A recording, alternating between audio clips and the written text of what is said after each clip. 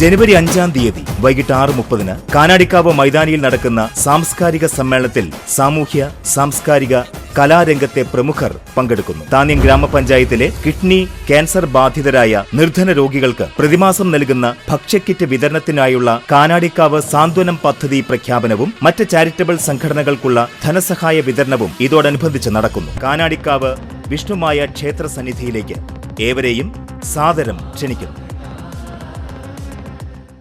മണലൂർ അയ്യപ്പൻകാവ് ദേശവിളക്ക് മഹോത്സവം ഭക്തി നിർഭരമായി. കാഞ്ഞാണി ശ്രീനാരായണ ഗുരുമന്ദിരത്തിന് സമീപത്തു നിന്നും 3 ഗജവീരന്മാരെ അണിനിരത്തിക്കൊണ്ട് തേര്, കാവടി, താലം, ഉടുക്ക്, പഞ്ചവാദ്യം, നാദസ്വരം എന്നീ വാദ്യാഘോഷങ്ങളോടുകൂടിയ എഴുന്നള്ളിപ്പ് അയ്യപ്പൻകാവ് ക്ഷേത്ര സന്നിധിയിൽ എത്തിച്ചേർന്നു.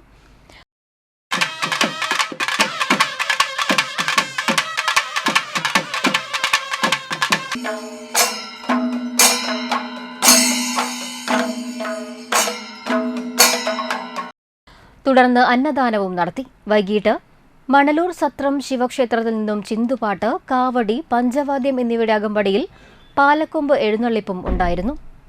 നിരവധി ഭക്തർ പങ്കെടുത്തു.